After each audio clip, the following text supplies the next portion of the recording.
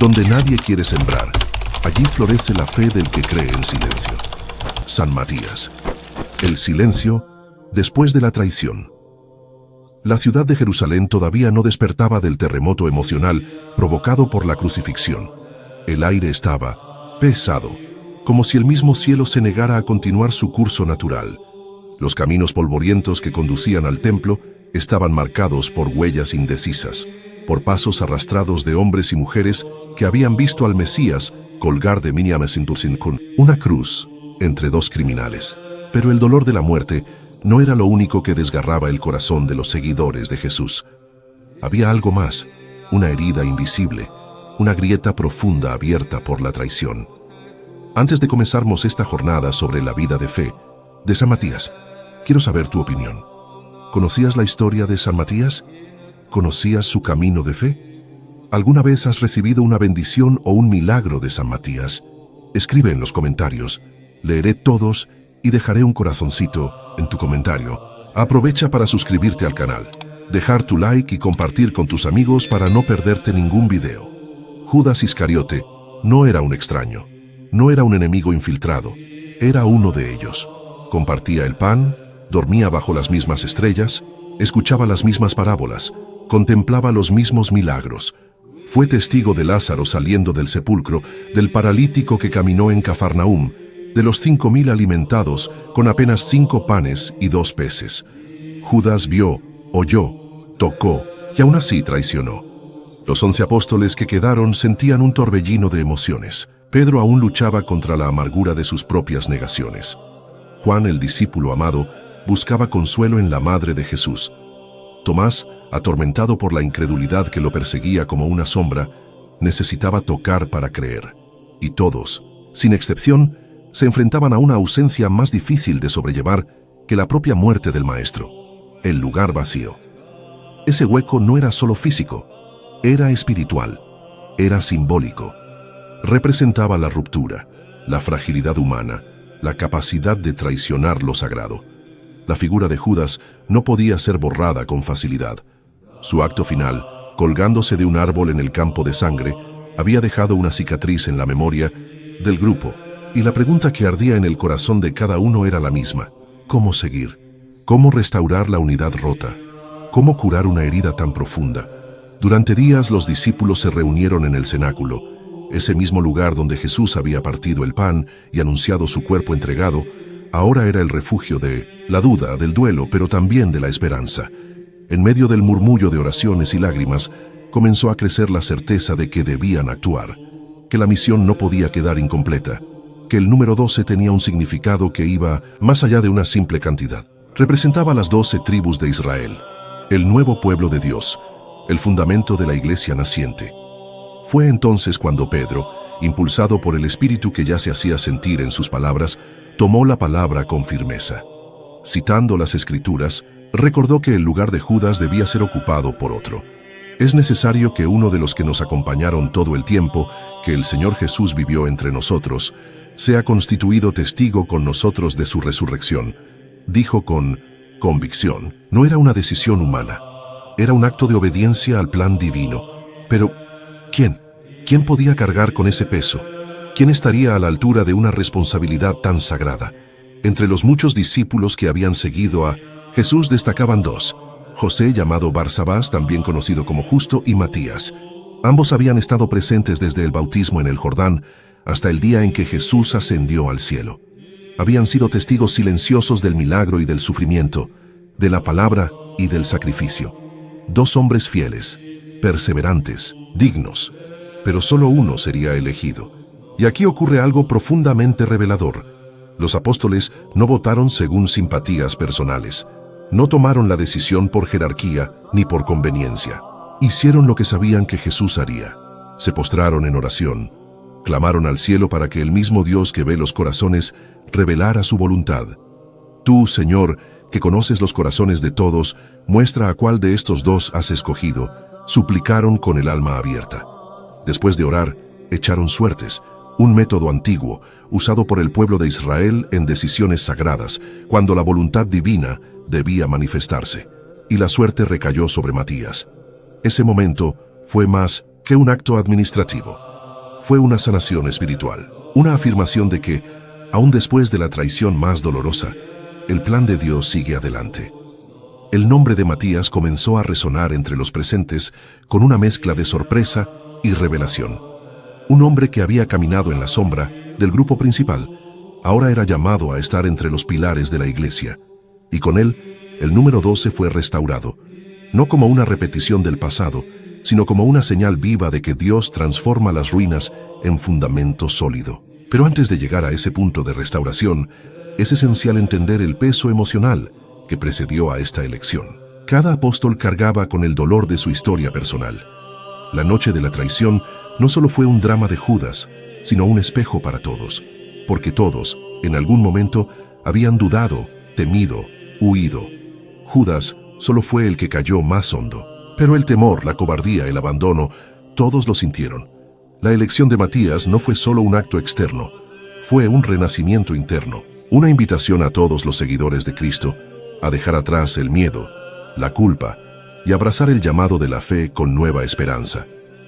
Ese período de silencio, entre la traición de Judas y la elección de Matías, es uno de los más profundos de toda la historia cristiana. No se narra con detalles épicos, pero está lleno de una carga espiritual poderosa. Es el suspiro antes del fuego de Pentecostés. Es el corazón roto que aún late. Es la iglesia herida, pero viva, buscando su camino, esperando la promesa del Espíritu, reconstruyendo su identidad con lágrimas, oración y fe. Y fue en ese contexto, en ese espacio de espera sagrada, que Matías emergió, no como un héroe fabricado por méritos humanos, sino como una respuesta divina a la necesidad de sanación y continuidad. Un rostro nuevo para cerrar una herida antigua. Un nombre silencioso para llenar el vacío más doloroso del Evangelio. Un elegido, no por hombres, sino por Dios. El hijo del silencio elegido por Dios. Pocos conocían realmente a Matías. Su nombre no se repetía en los relatos milagrosos, no aparecía entre los que discutían acaloradamente sobre quién sería el mayor en el reino de los cielos, ni se le menciona en las confrontaciones con fariseos, ni entre los que presenciaron la transfiguración en el monte. Era un rostro entre la multitud, un caminante silencioso, alguien que estaba siempre, pero en segundo plano, y sin embargo, era uno de los que había seguido a Jesús desde los primeros días. Desde las aguas del Jordán, cuando Juan gritaba en el desierto, «Preparad el camino del Señor». Matías era testigo de cada paso, cada suspiro, cada mirada que Jesús dirigía a los pobres, a los leprosos, a los ciegos y a los pecadores. Y aunque su voz no había resonado entre los 12, su corazón latía con una fidelidad inquebrantable. Era un hombre que observaba con detenimiento, que aprendía en silencio, que oraba con el alma. En un mundo donde las palabras a menudo eclipsan las acciones, Matías era distinto. Era coherencia viva, presencia humilde, discípulo verdadero sin necesidad de aplausos. Los demás discípulos lo sabían. Aunque no lideraba, aunque no discutía, aunque no buscaba ser visto, su constancia no pasaba desapercibida. Estuvo allí cuando Jesús sanó al hijo del centurión, cuando calmó la tormenta con una palabra, cuando multiplicó el pan en el desierto y cuando lloró por Lázaro. Matías no necesitó ser llamado por su nombre para sentirse parte del camino. Él simplemente estaba. Y estar cuando otros se van, cuando el peligro se aproxima, cuando las promesas parecen lejanas, es también una forma de fe que trasciende el ruido y abraza lo eterno. El día en que los apóstoles se reunieron para discernir quién ocuparía el lugar de Judas, Matías no se postuló, no alzó la mano, no argumentó méritos ni citó experiencias. Pero allí estaba, como siempre, con el corazón disponible y la voluntad rendida a la voluntad divina.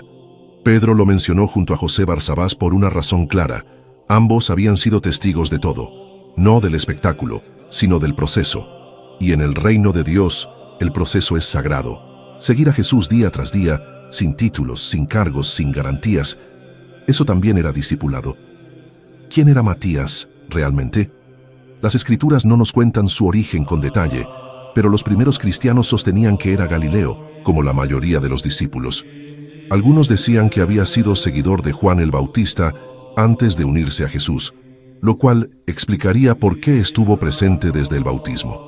Pero más allá de sus orígenes, lo que definía a Matías no era su genealogía, sino su carácter, su alma tejida de perseverancia, su espíritu moldeado en la discreción.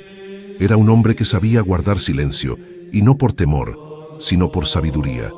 Cuando la suerte cayó sobre él, no hubo vítores, no hubo celebración ruidosa, solo un instante profundo, casi místico, donde todos comprendieron que Dios había elegido al invisible, y esa elección decía más de Dios que de Matías, porque el cielo no mira como los hombres miran. Dios no escoge al más elocuente, al más visible, ni al más carismático. Escoge al que está dispuesto, al que, en la intimidad de su alma, ya ha dicho sí incluso antes de ser llamado. Aquel día Matías no cambió, no necesitó transformarse en otro, no asumió un rol que no conocía. Simplemente dio un paso adelante, como lo había hecho cada mañana desde que comenzó a seguir al Maestro. Su aceptación no fue ambiciosa, sino serena.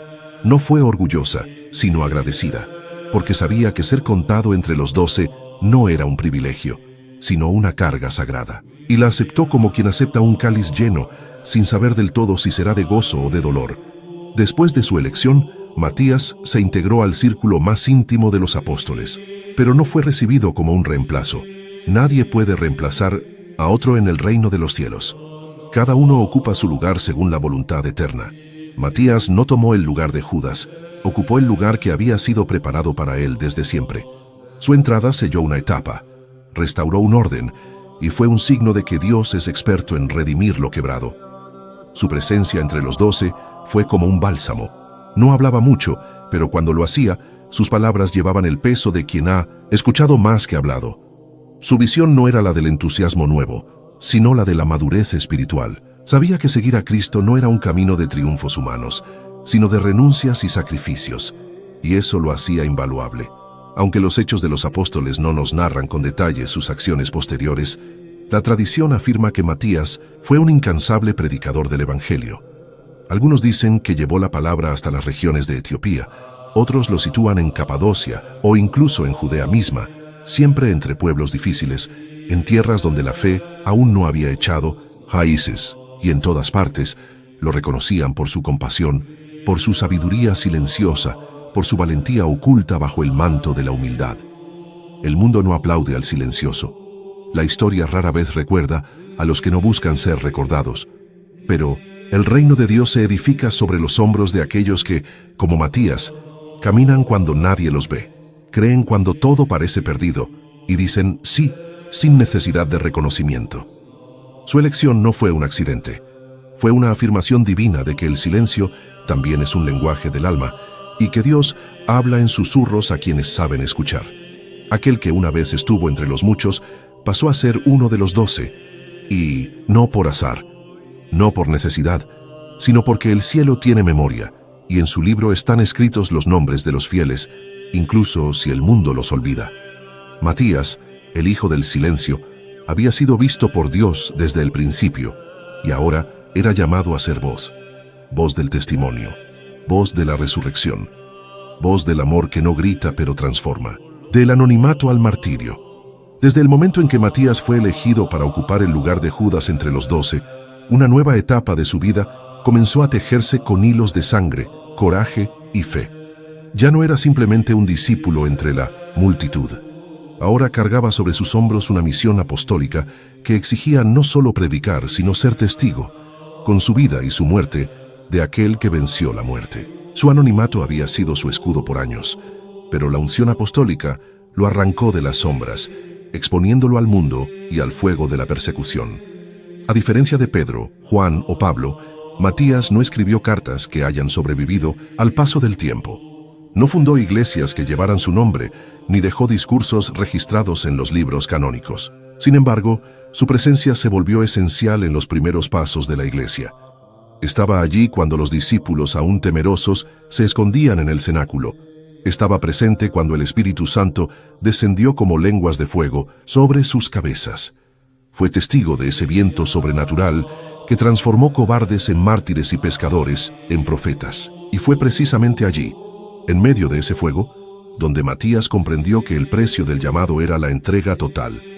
Su misión lo llevó a tierras que aún resistían la semilla del Evangelio. Según relatos de la tradición eclesiástica primitiva, Matías viajó por las regiones de Judea, Capadocia y hasta la inhóspita Etiopía, donde tribus enteras vivían aún bajo prácticas paganas. Su mensaje era claro y directo. El Mesías ya había venido, había muerto por amor y había resucitado. Pero esa verdad, para muchos, era una amenaza.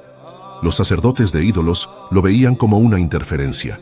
Los romanos lo consideraban un agitador, y en más de una ocasión su vida pendía de un hilo, salvada solo por la providencia.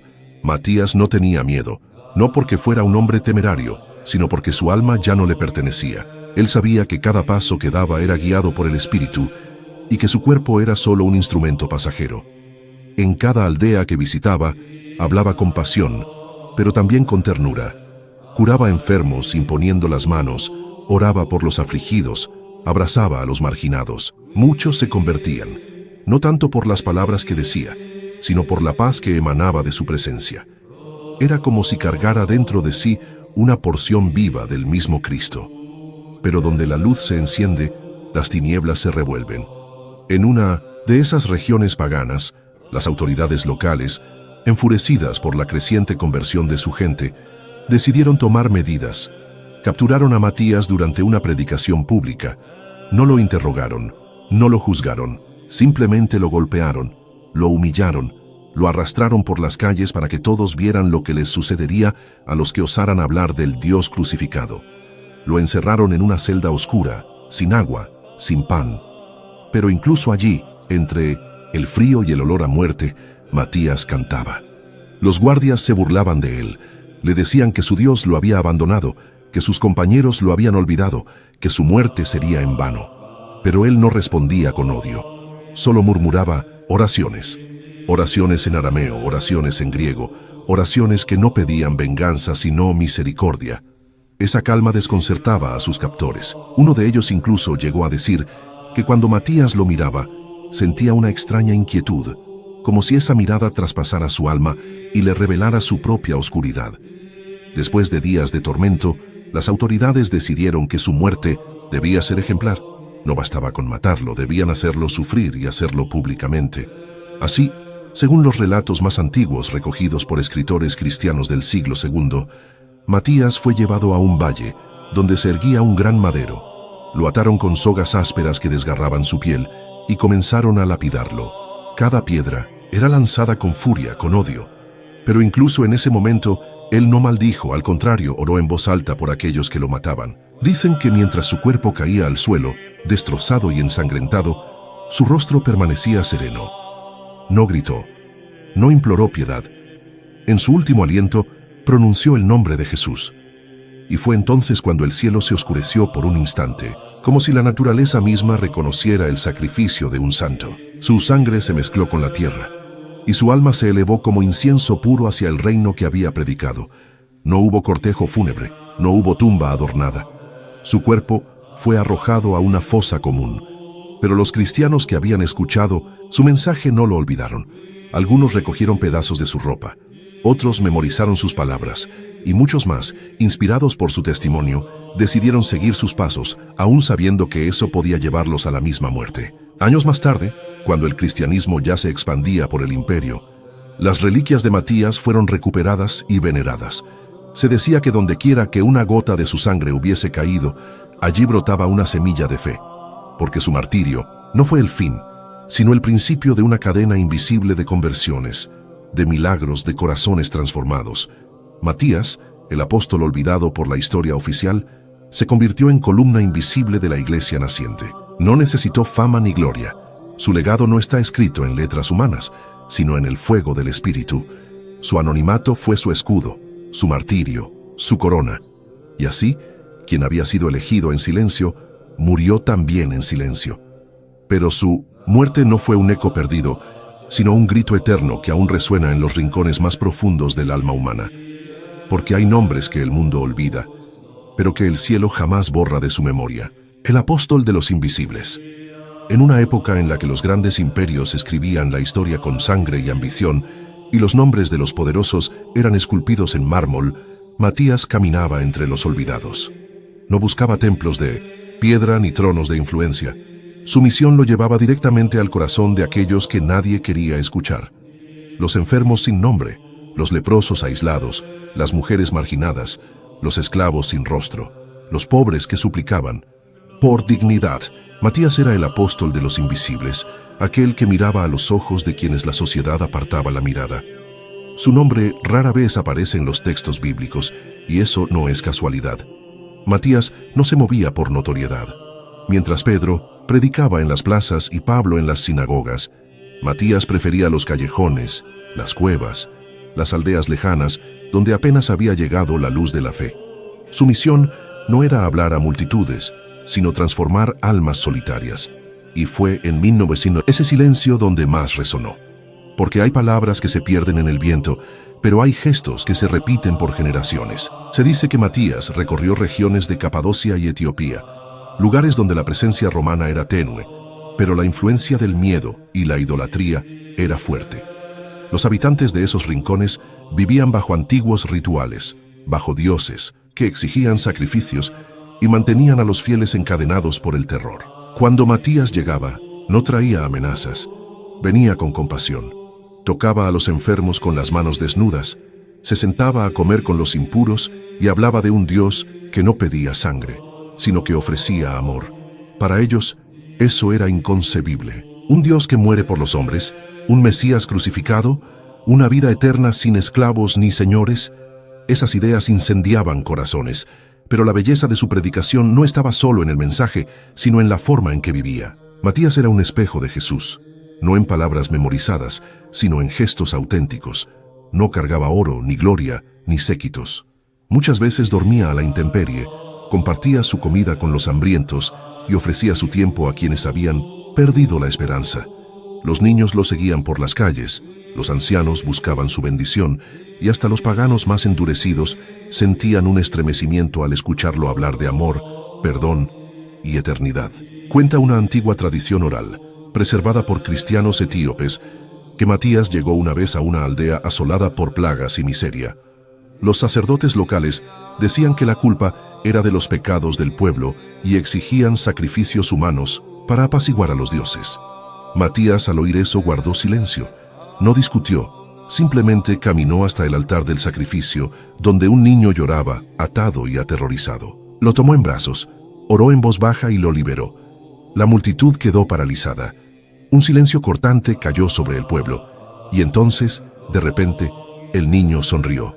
La peste cesó, y muchos en esa aldea, conmovidos por ese gesto, se convirtieron no por la doctrina, sino por el milagro del amor valiente. Matías sabía que su vida era una vela encendida en medio del viento. En cualquier momento podía apagarse, y aún así no dudaba en ir más lejos. Por donde pasaba, dejaba pequeños grupos de cristianos como brasas ocultas en la oscuridad, y eran esas brasas las que años después encendieron corazones y se convirtieron en iglesias domésticas, comunidades de fe, refugios de esperanza. Matías sembraba donde nadie quería plantar. También fue, según antiguas fuentes apócrifas, como los Hechos de Andrés y Matías, un defensor de los perseguidos y los cautivos. En un episodio casi legendario, fue capturado por una tribu caníbal que lo mantuvo prisionero durante semanas, queriendo hacerlo renunciar a su fe. Pero Matías ayunó, oró, soportó el sufrimiento con una serenidad inexplicable. Los guerreros, al verlo tan firme y sereno, empezaron a cuestionar su propia fe. Algunos afirman que tras semanas de testimonio silencioso, toda la tribu abandonó sus antiguos rituales y se volvió al cristianismo. ¿Verdadero o no? Ese relato muestra el impacto silencioso y profundo que este apóstol tuvo entre los olvidados de la tierra. Pero ser el apóstol de los invisibles también significaba vivir lejos del reconocimiento humano. Mientras otros apóstoles se convirtieron en figuras centrales de la historia cristiana, Matías seguía siendo una figura periférica, recordada solo por pequeños grupos de fieles, guardada en la memoria de las comunidades más humildes. Su gloria no era la fama, era la fidelidad. Su misión no era el protagonismo, era la entrega. Y tal vez eso es lo que hace a Matías tan especial, porque en un mundo donde todos quieren ser vistos, él eligió ser presencia invisible. En una fe donde muchos buscan milagros espectaculares, él ofrecía el milagro del cuidado, del escuchar, del tocar, del consolar. Él entendía que el reino de Dios no crece con alardes, sino como la semilla enterrada que rompe la tierra en silencio. Incluso los otros apóstoles veían a Matías como un hermano en la fe, pero también como un misterio. Pedro decía que tenía el don de callar y servir. Juan lo llamaba hermano de ternura. Y Pablo, que lo encontraba ocasionalmente en los viajes misioneros, dijo una vez que Matías caminaba con el olor de las ovejas, pero con los ojos del pastor. Nada en su vida fue grandioso a los ojos del mundo, pero para el cielo, cada lágrima secada por sus manos, cada alma acogida por su compasión, cada riesgo asumido por amor al Evangelio, era un diamante espiritual incrustado en la corona de la eternidad. Mientras los imperios caían, los dioses falsos eran olvidados y los templos se derrumbaban. Los frutos silenciosos de la misión de Matías seguían floreciendo. En los ojos de cada cristiano humilde, en el coraje de cada nuevo convertido, en la fe de los que jamás tendrían voz, estaba la marca invisible de aquel que vivió como Jesús, sin pedir nada para sí, pero entregándolo todo a los demás. Y así Matías seguía, cruzando desiertos, escalando montañas, enfrentando tormentas, no por gloria, sino porque sabía que incluso el más pequeño de los hombres podía ser la voz de Dios cuando se dejaba guiar por la fe. San Matías hoy, un grito contra la traición. En un mundo saturado de promesas vacías, lealtades frágiles y traiciones que se camuflan detrás de rostros sonrientes, el nombre de San Matías resurge como un grito silencioso, como una antorcha encendida en la conciencia dormida de la humanidad. Porque si Judas fue el ícono eterno de la traición, Matías representa la respuesta divina, el hombre anónimo que se convierte en símbolo de restauración, el que ocupa el lugar del caído, no para recibir honores, sino para cargar sobre sus hombros la cicatriz de una herida que aún arde en el corazón del Evangelio. La elección de Matías no fue al azar. Los apóstoles no recurrieron a él por conveniencia, sino después de oración intensa y discernimiento profundo. En el libro de los Hechos se narra que Pedro se levantó entre los hermanos, conscientes de que el círculo de los 12 debía ser restaurado. Judas había traicionado no solo a Jesús, sino a toda una comunidad de amor que se estaba gestando. Su ausencia no era solo física, era una herida espiritual. Y Matías fue la respuesta del cielo a esa fractura. Pero ¿qué representa eso hoy en nuestros tiempos, donde la traición ya no necesita 30 monedas, sino apenas una excusa bien articulada? Donde el abandono emocional, la falsedad entre amigos, la corrupción entre líderes y la hipocresía dentro de los propios templos se han vuelto casi normales. Matías no es solo una figura del pasado, es el espejo donde la Iglesia y cada uno de nosotros debe mirarse cuando el vínculo de la confianza se rompe. Él nos recuerda que donde hay traición, Dios envía restauración. Donde hay caída, Él levanta. Donde hay vacío, Él envía a alguien para llenar, no con palabras, sino con vida. San Matías representa también el llamado a la fidelidad silenciosa. Él nunca buscó ser apóstol, no se ofreció, no intentó convencer a nadie, solo permaneció firme, constante, discreto. Mientras otros se destacaban, él seguía sirviendo. Y es exactamente eso lo que lo hace tan actual. En un tiempo en que todos gritan para ser vistos, Matías nos enseña el valor de ser fiel incluso cuando nadie observa. Él es el santo de aquellos que fueron olvidados por las instituciones, ignorados por los reflectores, pero que continúan firmes en su propósito interior. Vivimos en una era donde la palabra traición asume formas disfrazadas. No es solo la del amigo que abandona, sino la de la conciencia que se vende, de la fe que se negocia, de los ideales que se doblan ante el poder. Matías, al ser elegido, no estaba solo ocupando una silla. Estaba asumiendo la misión de curar una herida que Judas había dejado abierta. Eso exigía más que presencia, exigía integridad, compromiso. Un alma capaz de transformar el escándalo de la traición en testimonio de reconciliación. La figura de Matías se transforma, entonces, en símbolo de cada persona que es llamada a restaurar lo que ha sido roto, de cada padre que reconstruye el hogar después de una infidelidad, de cada madre que perdona al hijo después de años de distancia, de cada sacerdote que lleva sobre los hombros las fallas de una iglesia herida, pero no desiste de cuidar a su rebaño, de cada joven que, aún decepcionado con el mundo, todavía elige creer en el amor. San Matías también nos habla de otro tipo de traición, la que cometemos contra nosotros mismos, aquella vez que renunciamos a nuestros valores por miedo al rechazo, cuando callamos nuestra verdad por temor a perder una oportunidad, cuando Dejamos de luchar por lo justo porque es más cómodo adaptarse. En esos momentos, somos un poco Judas, pero la historia no termina ahí. Porque así como hubo traición, hubo redención, y Matías fue el instrumento de esa restauración. Lo interesante es que la tradición no nos ha dejado muchas palabras de San Matías. No hay sermones registrados, ni cartas, ni grandes milagros públicos. Su legado es su vida, y quizás eso sea lo más poderoso, porque en tiempos de discursos vacíos y promesas fáciles, una vida coherente habla más alto que 1000 palabras. Él nos muestra que no es necesario subir a un púlpito para evangelizar. Basta vivir con verdad, con fe, con amor. En ciertas regiones de Etiopía, donde Matías habría predicado, los cristianos aún hoy lo llaman aquel que secaba las lágrimas del Cristo traicionado. Para ellos, Matías es el consuelo de Jesús, la prueba de que, aunque traicionado, el Hijo de Dios siguió amando a la humanidad y confiando en sus discípulos. Él no cerró el corazón por causa de Judas. Él permitió que Matías entrara. ¿Qué símbolo tan poderoso se vuelve esto? Jesús siendo traicionado por uno, pero abriendo espacio para que otro ocupe el mismo lugar con fidelidad. Y así, San Matías se convierte no solo en un apóstol entre los 12, sino en símbolo de todos los que tienen la misión de curar, restaurar y recomenzar. Él habla al mundo moderno, no como una estatua en alguna catedral, sino como una presencia viva en las calles, en los hospitales, en las cárceles, en las periferias del alma humana. Habla a la iglesia herida, que tantas veces traiciona sus propios valores y dice, aún es posible comenzar de nuevo, siempre que sea con el corazón limpio y las manos abiertas. Su vida es una convocatoria para todos nosotros.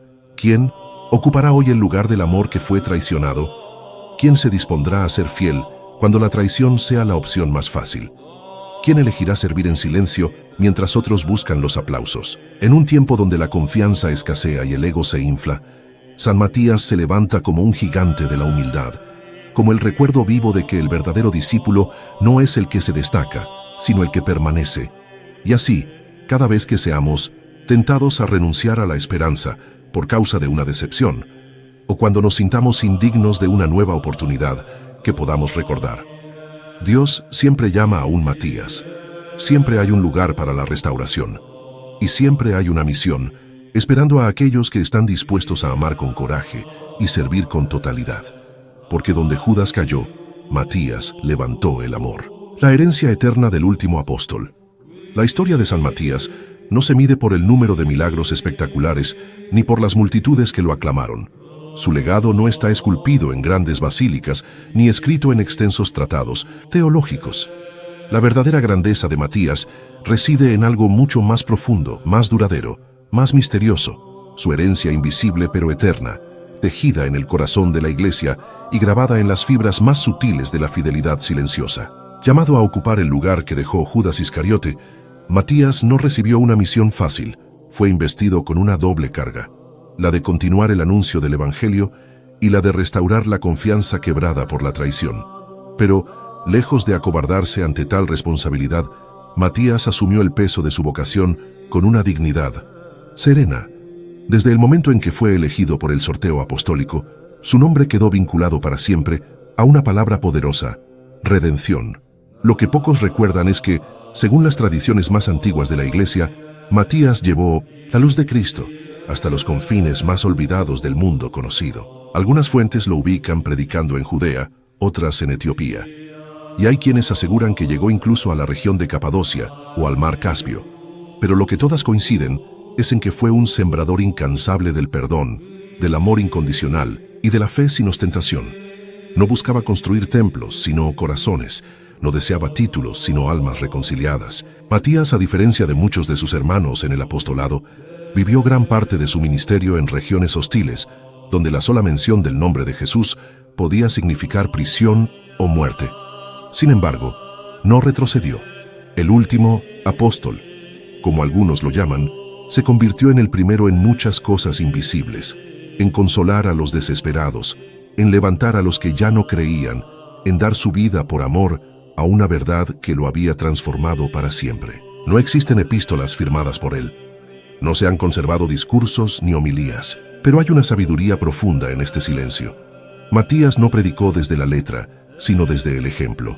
Su vida fue su mensaje, su perseverancia, su humildad, su capacidad de ocupar un lugar que antes había sido maldecido y convertirlo en camino de salvación, hablan con más elocuencia que cualquier tratado. Él es en esencia el apóstol del anonimato glorioso. Hay algo profundamente humano en la figura de San Matías. Nos recuerda que no hace falta haber estado en el monte de la transfiguración para ser luz, que no es necesario haber caminado sobre las aguas para ser guía, que no se requiere haber sido mencionado constantemente para dejar una huella imborrable. Matías nos dice que el llamado de Dios no es solo para los brillantes o populares, sino para los fieles, para los constantes, para los que, aún en las sombras, siguen construyendo el reino con manos calladas y corazones ardientes. A través de los siglos, su figura ha sido especialmente venerada en la Iglesia Oriental, donde se le considera uno de los grandes misioneros que llevaron el mensaje de Jesús más allá de las fronteras del imperio. En la Iglesia Católica, su festividad fue inicialmente celebrada el 24 de febrero y luego, tras el Concilio Vaticano II, trasladada al 14 de mayo, precisamente para destacar su papel como reparador del círculo apostólico, el restaurador del número sagrado de los 12. Pero ¿qué significa su herencia en los tiempos de hoy? Significa que Dios sigue llamando a Matías en medio de nosotros. Sigue buscando a los que no se ofrecen, pero están dispuestos. A los que no gritan, pero escuchan. A los que no exigen tronos, pero aceptan cruces. Su ejemplo nos recuerda que cada vez que alguien perdona una traición, está caminando con Matías. Que cada vez que alguien reconstruye lo que fue roto, está viviendo su apostolado.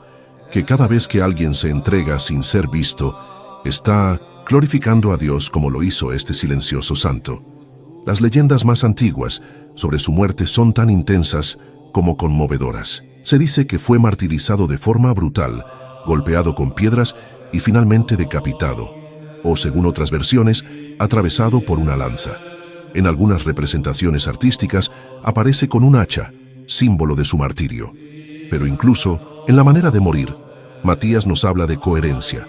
Él, que fue llamado a reparar una traición, no traicionó su fe ni en el umbral de la muerte. En un mundo donde la traición es moneda corriente y la fidelidad parece una rareza, San Matías nos entrega una herencia valiosísima, la certeza de que el compromiso profundo aún tiene sentido, que la constancia silenciosa tiene un valor eterno y que lo que se hace por amor, incluso en la oscuridad, es visto y recordado por Dios. En cada generación, la figura de Matías resucita en nuevos rostros, en el catequista que enseña con pasión en una parroquia olvidada, en el misionero que deja su tierra para evangelizar en el anonimato, en la monja que reza por el mundo en la soledad de su celda, en el padre o la madre que ama sin esperar nada a cambio, en el joven que resiste las tentaciones del mundo por fidelidad a sus principios.